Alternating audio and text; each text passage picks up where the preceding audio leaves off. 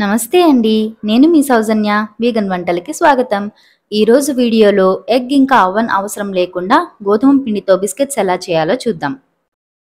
ఒక బౌల్లో అరకప్ unsalted butter తీసుకోండి. అందులో పావు కప్ షుగర్ పౌడర్ వేసి దీన్ని బీట్ చేయండి. ఇది ఫస్ట్ ఉండకట్టి తర్వాత ఇలా క్రీమీ టెక్స్చర్ వస్తుంది. మరి కాసేపటికి వైట్ కలర్లోకి వస్తుంది. ఈ స్టేజ్లో స్క్రేప్ చేసి 1 కప్ గోధుమ పిండి వేయండి.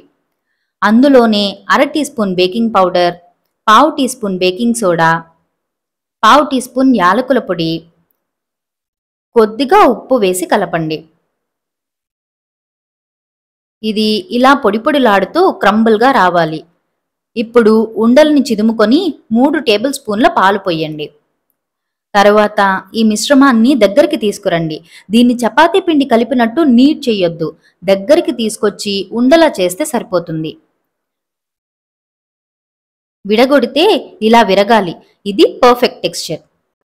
ఇప్పుడు దీన్ని మృదువుగా ఎక్కువ ఫోర్స్ అప్లై చేయకుండా నెమ్మదిగా ఒత్తుకొని స్ప్రెడ్ చేయండి. అంచుల్ని కలుపుతూ ఒత్తుకోండి. తరువాత షార్పన్గా ఉన్న మూత ఏదైనా తీసుకొని రౌండ్గా కట్ చేసుకోండి. ఇప్పుడు చుట్టూ ఉన్న పిండినంతా తీసేయండి. బిస్కెట్ ఈ మాత్రం మందంలో ఉండేలా చూసుకోండి. ఇప్పుడు ఒక ప్లేట్ని నేతితో గ్రీస్ చేసుకొని బిస్కెట్లన్నీ ఆ ప్లేట్లో పెట్టండి. కొంచెం గ్యాప్ ఉండేలా చూసుకోండి.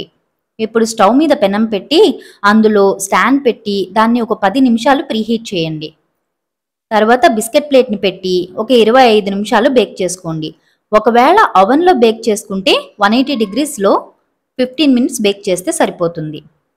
అవి బేక్ అయ్యేలోపు మిగిలిన పిండిలో టూటీ ఫ్రూటీ వేసి కలపండి. తర్వాత దాన్ని ఇలా మెత్తటి ఉండలా చేసి రోల్ చేయండి.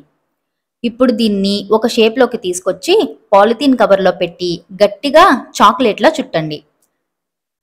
దీన్ని 1 గంట పాటు ఫ్రిడ్జ్లో ఉంచండి.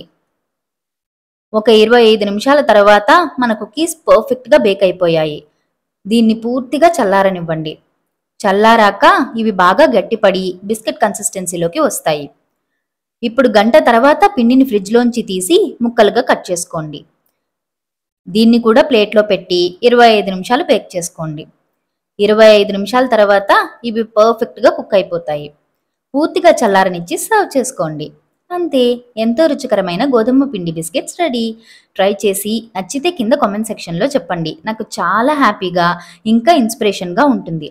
ఈ వీడియో కనుక మీకు నచ్చితే తప్పకుండా లైక్ చేయండి, ఇంకా షేర్ చేయండి.